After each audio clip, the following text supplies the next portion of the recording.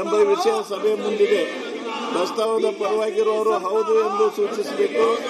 ಪ್ರಸ್ತಾವ ಸಕಾಲ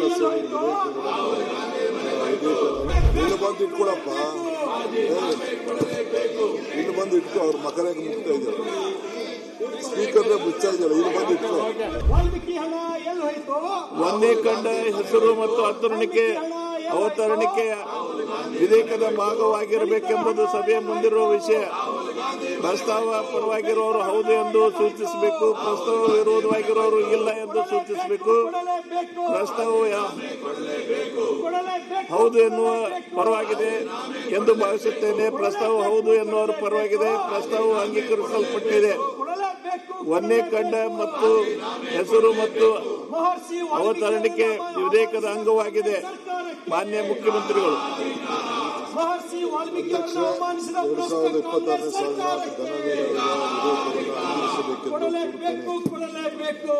ಪ್ರಸ್ತಾವ ಮಂಡಿಸಲಾಗಿದೆ. ಅದನ್ನು ಈಗ ಸಭೆ ಮತಕ್ಕೆ ಹಾಕುತ್ತೇನೆ. 2026ನೇ ಸಾಲಿನ ಕರ್ನಾಟಕ ಧನ ವಿನಿಯೋಗ ಸಂಖ್ಯೆ 3 ವಿಧೇಯಕವನ್ನು ಈ ಸಭೆ ಅಂಗೀಕರಿಸಬೇಕು. ಪ್ರಸ್ತಾವ ಪರವಾಗಿರುವವರು ಹೌದು ಎಂದು ಸೂಚಿಸಬೇಕು. ಪ್ರಸ್ತಾವ ವಿರೋಧವಾಗಿರುವವರು ಇಲ್ಲ ಎಂದು ಸೂಚಿಸಬೇಕು. ಪ್ರಸ್ತಾವ ಹೌದು ಎನ್ನುವರ ಪರವಾಗಿದೆ ಎಂದು ಭಾವಿಸುತ್ತೇನೆ. ಪ್ರಸ್ತಾವ ಹೌದು ಎನ್ನುವರ ಪರವಾಗಿದೆ. ಪ್ರಸ್ತಾವವು ಅಂಗೀಕರಿಸಲ್ಪಟ್ಟಿದೆ ಮತ್ತು ವಿಧೇಯಕಕ್ಕೆ ಅನುಮೋದನೆ ದೊರಕಿದೆ. ಎರಡನೇ ವಿಧೇಯಕವನ್ನು ಸನ್ಮಾನ್ಯ ಮುಖ್ಯಮಂತ್ರಿಗಳು ಕರ್ನಾಟಕ ಸಕಾಲ ಪರ್ಯಾಲೋಚನಾ ಪ್ರಸ್ತಾವವನ್ನು ಈಗ ಸಭೆ ಮತಕ್ಕೆ ಹಾಕುತ್ತೇನೆ. 2026ನೇ ಸಾಲಿನ ಕರ್ನಾಟಕ ಸಕಾಲ ಸೇವೆಗಳ ತಿದ್ದುಪಡಿ ವಿಧೇಯಕವನ್ನು ಪರ್ಯಾಲೋಚಿಸುತ್ತದೆ ಎಂಬ ವಿಷಯ ಸಭೆ ಮುಂದಿದೆ. ಪ್ರಸ್ತಾವದ ಪರವಾಗಿರುವವರು ಹೌದು ಎಂದು ಸೂಚಿಸಬೇಕು. ಪ್ರಸ್ತಾವದ ವಿರೋಧವಾಗಿರುವವರು ಇಲ್ಲ ಎಂದು ಸೂಚಿಸಬೇಕು. ಪ್ರಸ್ತಾವ ಹೌದು ಎನ್ನುವರ ಪರವಾಗಿದೆ ಎಂದು ಭಾವಿಸುತ್ತೇನೆ. ಪ್ರಸ್ತಾವ ಹೌದು ಎನ್ನುವರ ಪರವಾಗಿದೆ. ಪ್ರಸ್ತಾವಕ್ಕೆ ಅನುಮತಿ ದೊರಕಿದೆ. ಸನ್ಮಾನ್ಯ ಮುಖ್ಯಮಂತ್ರಿಗಳು ವಿವರಣೆ.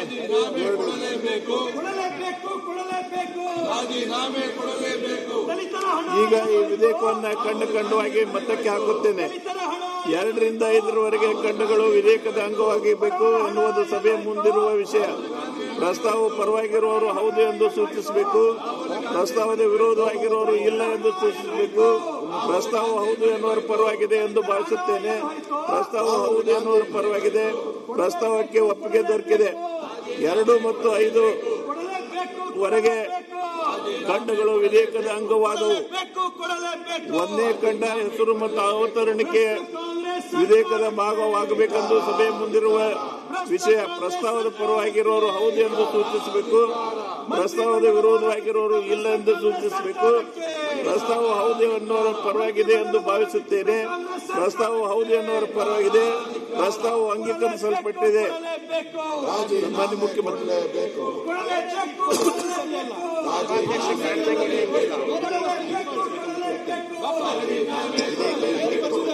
ಇನ್ನು ಬಂದು ಇಟ್ಕೊಳಪ್ಪ, ಇನ್ನು ಬಂದು ಇಟ್ಕೊ. ಅವ್ರ ಮಕ್ಕಳಿಗೆ ಮುಗ್ತಾ ಇದ್ದಾರೆ, ಸ್ಪೀಕರ್ ಮುಚ್ಚಾ ಇದೆಯಲ್ಲ, ಇನ್ನು ಬಂದು ಇಟ್ಕೊ. ವಿಧೇಯಕ ಅಂಗೀಕರಿಸಬೇಕು. ಕೆಳಗಡೆ ಅಧ್ಯಕ್ಷರೇ, 2020 ಸಾಲಿನ ಸಕಾಲ ಸೇವೆಗಳನ್ನ ವಿಧೇಯಕ ಅಂಗೀಕರಿಸಬೇಕೆಂದು ಕೋರುತ್ತೇನೆ. ವಾಲ್ಮೀಕಿ ನಿಗಮದ ಪ್ರಸ್ತಾವವನ್ನು ಮಂಡಿಸಲಾಗಿದೆ. ಅದನ್ನು ಈಗ ಸಭೆಯ ಮತಕ್ಕೆ ಹಾಕುತ್ತೇನೆ. 2026 ಸಾಲಿನ ಕರ್ನಾಟಕ ಸಕಾಲ ಸೇವೆಗಳ ತಿದ್ದುಪಡಿ ವಿಧೇಯಕವನ್ನು ಈ ಸಭೆಯು ಅಂಗೀಕರಿಸಬೇಕು. ಪ್ರಸ್ತಾವದ ಪರವಾಗಿರುವವರು ಹೌದು ಎಂದು ಸೂಚಿಸಬೇಕು. ಪ್ರಸ್ತಾವ ವಿರೋಧವಾಗಿರುವವರು ಇಲ್ಲ ಎಂದು ಸೂಚಿಸಬೇಕು. ಪ್ರಸ್ತಾವವು ಹೌದು ಎನ್ನುವರ ಪರವಾಗಿದೆ ಎಂದು ಭಾವಿಸುತ್ತೇನೆ. ಪ್ರಸ್ತಾವ ಹೌದು ಎನ್ನುವರ ಪರವಾಗಿದೆ. ಪ್ರಸ್ತಾವವು ಅಂಗೀಕರಿಸಲ್ಪಟ್ಟಿದೆ ಮತ್ತು ವಿಧೇಯಕಕ್ಕೆ ಅನುಮೋದನೆ ದೊರಕಿದೆ. ಇದು ಒಳ್ಳೆಯದಲ್ಲ. ಪೂರಕ ಅಂದಾಜು ನಡೀಬೇಕಾಗಿ ಒಂದು ಪ್ರಕಟಣೆ.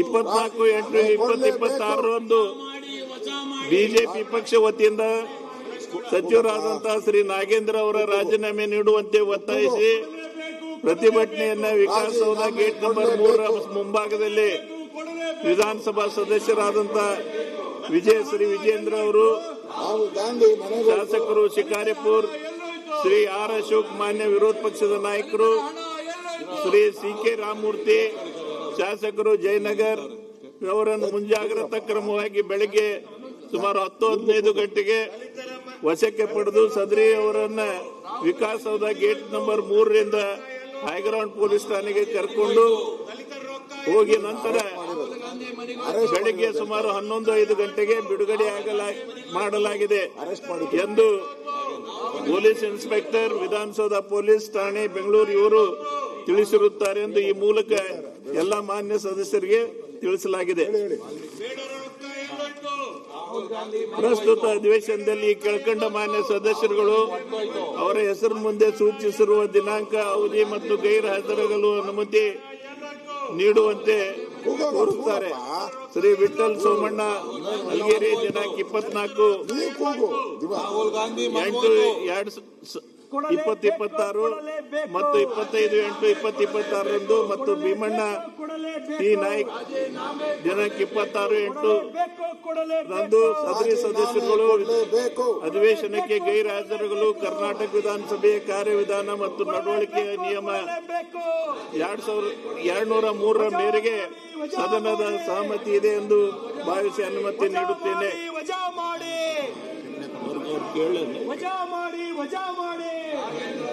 ಮಾನ್ಯ ಉಪಮುಖ್ಯಮಂತ್ರಿಗಳು, ಮಾನ್ಯ ಅಧ್ಯಕ್ಷರೇ, ಹೇಳಿಕೆಯನ್ನು ಸರ್ಕಾರದ ಪರವಾಗಿ ಹೇಳಿಕೆ ದಲಿತರ ಹಣ ಎಲ್ಲಿ ಹೋಯ್ತು? ಅನುಮತಿಯನ್ನು ಕೊಡ್ತಾ ಇದ್ದೀವಿ. ದಲಿತರ ಹಣ ಎಲ್ಲಿ ಹೋಯ್ತು? ಬಡವರ ಹಣ ಎಲ್ಲಿ ಹೋಯ್ತು? ಬಡವರ ಹಣ ಎಲ್ಲಿ ಹೋಯ್ತು? ರಾಜ್ಯವು ಪ್ರಸ್ತುತ ಸಾಲಿನಲ್ಲಿ ತೀವ್ರ ವಾಲ್ಮೀಕಿ ಹಣ ಎಲ್ಲಿ ಹೋಯ್ತು? ಬರ ಪರಿಸ್ಥಿತಿಯನ್ನು ನಿಭಾಯಿಸಲು ಸರ್ಕಾರವು ಕೈಗೊಂಡಿರುವ ಕ್ರಮಗಳ ಕುರಿತು ಸದನದ ಗಮನಕ್ಕೆ ತರುವುದು ನಮ್ಮ ಆದ್ಯತೆಯಾಗಿದೆ. 1976 ನಂತರ ಜೂನ್ 1ರಿಂದ ಈವರೆಗೆ ಅತ್ಯಂತ ಕಡಿಮೆ ಮಳೆ ಬಿದ್ದ 4 ವರ್ಷಗಳಲ್ಲಿ 2026 ಕೂಡ ಸೇರಿದೆ ಎಂಬ ವಿಷಯವನ್ನು ಅತ್ಯಂತ ವಿಷಾದದಿಂದ ಈ ಸಭೆಯ ಗಮನಕ್ಕೆ ತರಬಯಸುತ್ತೇನೆ. ರಾಜ್ಯದಲ್ಲಿ ಜೂನ್ 1ರಿಂದ ಆಗಸ್ಟ್ 24ರವರೆಗೆ 654 ಮಿಲಿಮೀಟರ್ ಮಳೆಯಾಗಬೇಕಾದ ಕಡೆ ಕೇವಲ 454 ಮಿಲಿಮೀಟರ್ ಮಳೆಯಾಗಿದೆ. ಇದರಿಂದಾಗಿ 31% ಮಳೆ ಕೊರತೆಯಂತಾಗಿದೆ. ಉತ್ತರ ಒಳನಾಡಿನಲ್ಲಿ 31%, ದಕ್ಷಿಣ ಒಳನಾಡಿನಲ್ಲಿ 41%, ಮಲೆನಾಡಿನಲ್ಲಿ 35% ಮತ್ತು ಕರಾವಳಿಯಲ್ಲಿ 25% ಮಳೆ ಕೊರತೆಯಾಗಿದೆ. ರಾಜ್ಯದ 240 ತಾಲೂಕುಗಳ ಪೈಕಿ 175 ತಾಲೂಕುಗಳು ಕೊರತೆಯನ್ನು ಮತ್ತು 14 ತಾಲೂಕುಗಳು ತೀವ್ರ ಮಳೆ ಕೊರತೆಯನ್ನು ಅನುಭವಿಸುತ್ತಿವೆ. ಭಾರತ ಮತ್ತು ಜಗತ್ತಿನ ವಿವಿಧ ಉಪಗ್ರಹಗಳನ್ನು ಆಧರಿಸಿ ಹವಾಮಾನ ಸಂಸ್ಥೆಗಳು ನೀಡಿರುವ ಮಾಹಿತಿಯಂತೆ ಆಗಸ್ಟ್ನ ಉಳಿದ ದಿನಗಳು ಮತ್ತು ಸೆಪ್ಟೆಂಬರ್ ತಿಂಗಳಿನಲ್ಲೂ ಕೂಡ ಕರ್ನಾಟಕವು ಮಳೆ ರಾಜೀನಾಮೆ ಕೊಡಲೇಬೇಕು.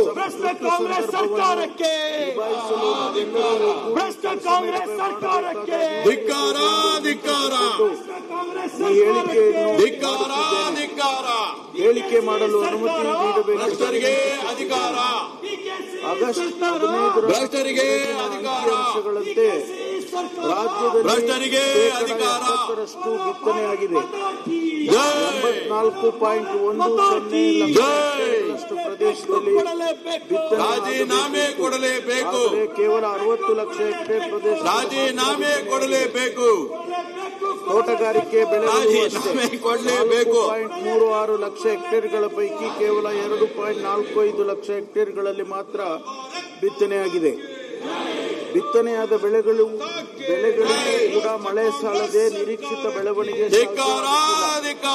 ಮಳೆಯ ಕೊರತೆಯ ನಡುವೆ ಅಲ್ಪಾವಧಿ ತಳಿಗಳನ್ನು ಬೆಳೆಯುವಂತೆ ತಿಳುವಳಿಕೆ ನೀಡಿ ರೈತರಿಗೆ ಬಿತ್ತನೆ ನಡೆಸಲಾಗಿದೆ. ರಾಜ್ಯದ 132 ತಾಲೂಕುಗಳಲ್ಲಿ ತೀವ್ರ ಒತ್ತಡವನ್ನು ಅನುಭವಿಸುತ್ತಿದೆ. ಮುಂದಿನ ದಿನಗಳಲ್ಲಿ ಅದು ಇನ್ನಷ್ಟು ಕುಸಿಯುವ ಆತಂಕವಿದೆ. ಹಾಗಾಗಿ ಸರ್ಕಾರವು ಅಂತರ್ಜಲ ಅಭಿವೃದ್ಧಿಗೆ ರಾಜೀನಾಮೆ ಕೊಡಲೇಬೇಕು. ಗಂಭೀರತೆಯನ್ನು ಅರಿತುಕೊಂಡು ರಾಜೀನಾಮೆ ಕೊಡಲೇಬೇಕು. ರಕ್ಷಣೆಗೆ ಆದ್ಯತೆ ನೀಡಬೇಕೆಂದು ವಿನಂತಿಸಿ ರಾಜೀನಾಮೆ ಕೊಡಲೇಬೇಕು. ಕಳೆದ ಕೆಲವು ದಿನಗಳ ಹಿಂದೆ ಸ್ವಲ್ಪ ಮಳೆ ಬಂದ ಕಾರಣ ರಾಜ್ಯದ ಅಣೆಕಟ್ಟುಗಳಲ್ಲಿ ಒಂದಿಷ್ಟು ನೀರು ಧಿಕ್ಕಾರ ಧಿಕ್ಕಾರ. ಕಳೆದ ವರ್ಷ ಇದೇ ಅವಧಿಯಲ್ಲಿ ಧಿಕ್ಕಾರ ಧಿಕ್ಕಾರ. ನೀರು ಸಂಗ್ರಹವಾಗಿತ್ತು. ನಾಗೇಂದ್ರನ್ನ ವಜಾ ಮಾಡಿ. 79.6 ನಾಗೇಂದ್ರನ್ನ ವಜಾ ಮಾಡಿ. ಸಂಗ್ರಹವಾಗಿದೆ. ಕೆಆರ್ಎಸ್ ಜಲಾಶಯ ಧಿಕ್ಕಾರ ಧಿಕ್ಕಾರ. ಮಾತ್ರ ನೀರಿದೆ. ಸಣ್ಣ ನೀರಾವರಿ ಧಿಕ್ಕಾರ ಧಿಕ್ಕಾರ. ಗಳಲ್ಲೂ ನೀರಿನ ಸಂಗ್ರಹಣೆ ಧಿಕ್ಕಾರ ಧಿಕ್ಕಾರ. ರಾಜ್ಯದ 750 ವಜಾ ಮಾಡಿ. 149 ನಾಗೇಂದ್ರನ್ನ ವಜಾ ಮಾಡಿ ಮೂಲಕ ಕುಡಿಯುವ ನೀರು ಸರಬರಾಜು ರಾಜೀನಾಮೆ ಕೊಡಲೇಬೇಕು. 714 ಖಾಸಗಿ ರಾಜೀನಾಮೆ ಕೊಡಲೇಬೇಕು. ಬಾಡಿಗೆ ಪಡೆದುಕೊಳ್ಳಲಾಗಿದೆ. ಧಿಕ್ಕಾರ ಧಿಕ್ಕಾರ. ನಗರ ಪ್ರದೇಶದ 18 ಸ್ಥಳೀಯ ಸಂಸ್ಥೆಗಳ ಧಿಕ್ಕಾರ ಧಿಕ್ಕಾರ. ಟ್ಯಾಂಕರ್ಗಳ ಮೂಲಕ ನೀರು ಸರಬರಾಜು ಧಿಕ್ಕಾರ ಮಾಡಿದ್ದಾರೆ. ಧಿಕ್ಕಾರ. ಇಲ್ಲಿಯೂ 18 ಖಾಸಗಿ ಕೊಳವೆ ಬಾವಿಗಳನ್ನು ಬಾಡಿಗೆ ಧಿಕ್ಕಾರ ಪಡೆಯಲಾಗಿದೆ. ಧಿಕ್ಕಾರ. ಪರಿಸ್ಥಿತಿ ತೀವ್ರವಾದರೆ ಮುಂದಿನ ರಾಜೀನಾಮೆ ಬೇಸಿಗೆಯಲ್ಲಿ ಕೊಡಲೇಬೇಕು. 59 ಗ್ರಾಮ ಪಂಚಾಯಿತಿಗಳಲ್ಲಿ ಕುಡಿಯುವ ನೀರಿನ ಸಮಸ್ಯೆ ಉದ್ಭವಿಸಬಹುದು ಎಂದು ಅಂದಾಜು ಮಾಡಿ ಅದಕ್ಕೆ ಸೂಕ್ತ ಸಿದ್ಧತೆಗಳನ್ನು ಮಾಡಿಕೊಳ್ಳಲಾಗಿದೆ. ಧಿಕ್ಕಾರ ಧಿಕ್ಕಾರ. ರಾಜ್ಯದಲ್ಲಿ 152 ಲಕ್ಷ ಧಿಕ್ಕಾರ ಧಿಕ್ಕಾರ.